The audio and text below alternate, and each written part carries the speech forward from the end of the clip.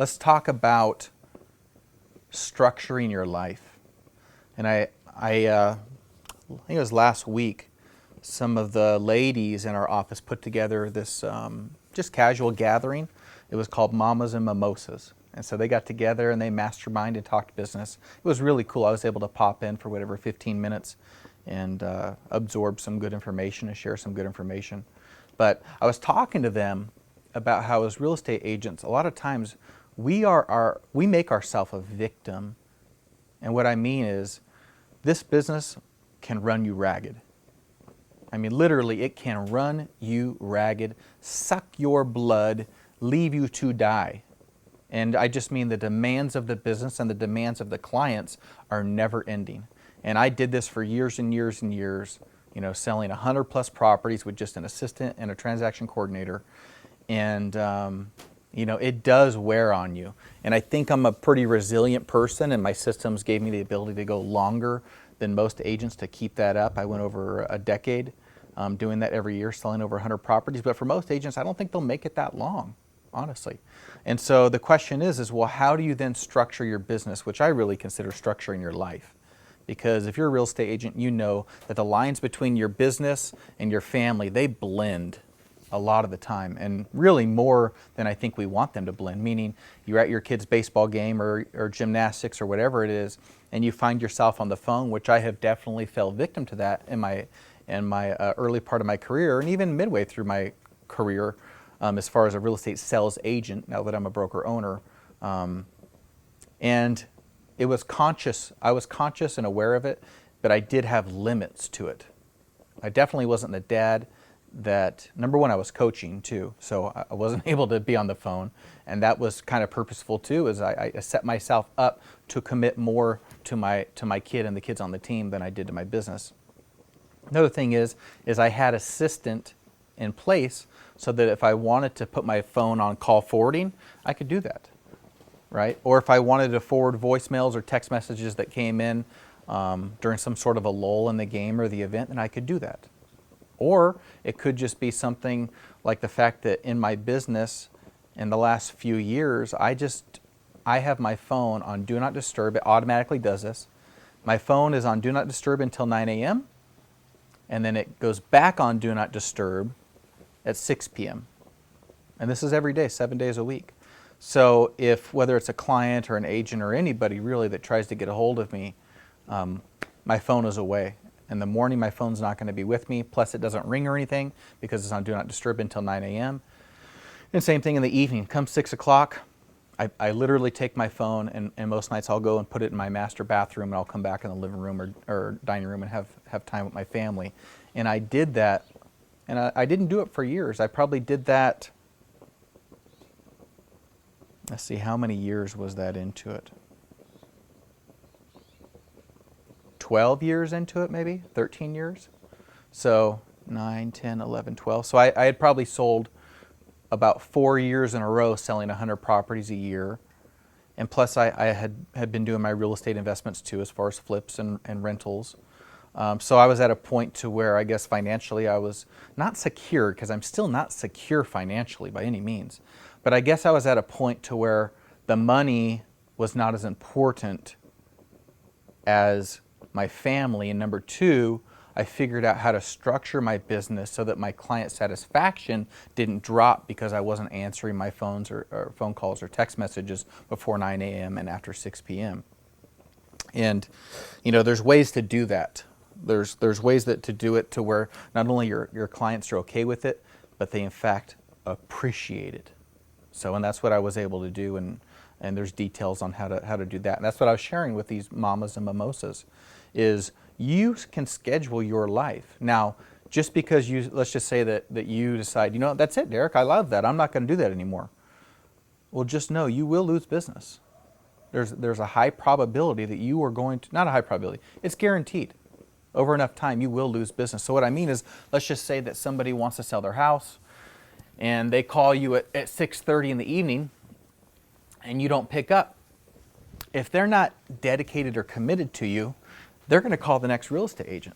And if that next agent picks up, and if they have any sort of skills, they're going to lock down that seller And by the time you do call them back at 9 a.m. the next day, they're already going to be working with that agent. And I'm speaking from personal experience because I've experienced that myself and lost the business. And I'm okay with that. But the question is are you okay with that? Are you in a position where you can be okay with that? Mentally and financially, because it takes both. I mean, I love to win. I love to help people. I love real estate. I love the transactions. I love the excitement. I love problem solving. I do love putting out fires. And so when I decided to turn that off, I did decide to basically give up some transactions, right? You have to make a personal decision for you and your family and your loved ones if you're there. And if you're not there, just know that nothing is forever. It doesn't mean that you're going to be doing what you're doing. If you're grinding, it doesn't mean you're going to do that forever. I mean, I worked 80 to 90 hours a week, and that's not an exaggeration.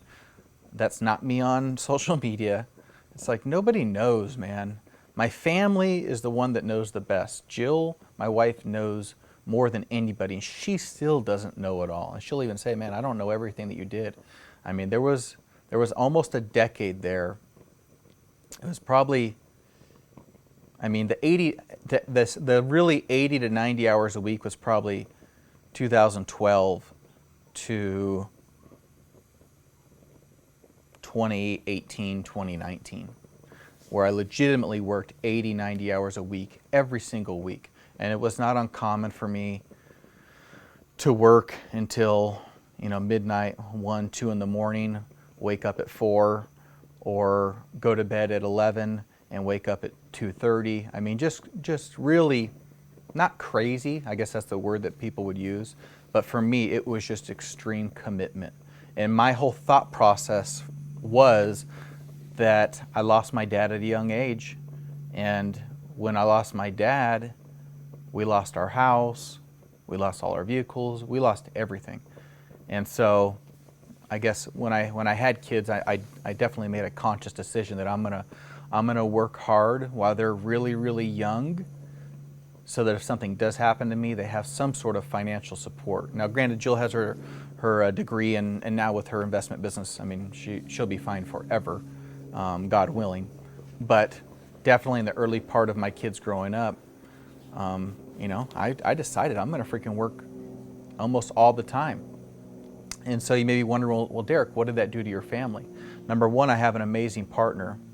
Jill is extremely supportive and also a very strong woman, very confident woman.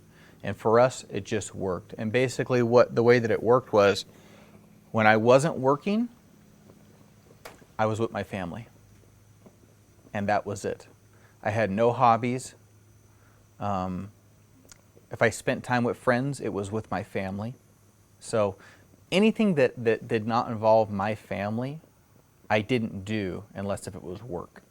And that worked for us. And the marriage was not strained. The relationships with the kids were well. I mean, if you think about it, let's just say most dads, let's just say they only work 40 hours a week, right? They're working a 9 to 5. How much quality time, daily or weekly, are most dads spending with their kids? Probably not a lot of quality time. They may get home and they're tired, especially if it's a high-stress mental job or a blue-collar job. And, whatever the amount is. Me, if I wasn't working, it was all quality time with my kids. Literally, we're playing catch. We're doing whatever it is they wanted to do, whether it was drawing or we were walking the dogs or washing the dogs or playing, chip and putt in the backyard on our green or whatever it was. 100% commitment to my family if I wasn't working. And here we are, we're in 2021. It's March 1st, I think, today, or March 2nd. It's the beginning of March. And, that's different. I'm not working the hours that I used to work. I'm not working 80 to 90 hours a week. I'm probably only working, 50 hours a week, maybe 60. Some weeks are busier than others, but I'm probably only averaging about 50 hours a week right now, which for me, it almost feels like a part-time, even though it's still very stressful. But it's definitely not the amount that I want it to. So I guess what I'm saying is,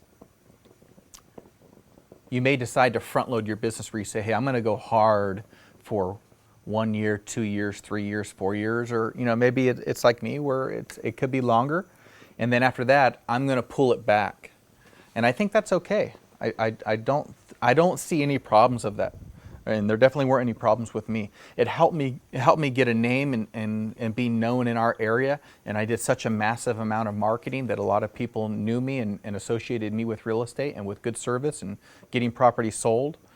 And then I was able to, like I said, set some boundaries and spend more time with my family and even have hobbies. I mean, I like to shoot archery. I like to shoot guns too. I like to hike. Um, I love to ride bikes with my kids and go for walks and swim with them and all that type of stuff. And it's nice, right? It's nice to have hobbies. There's still obviously a lot of work and a lot of stress, especially on the brokerage and level and on the real estate investment side. But it's worth it.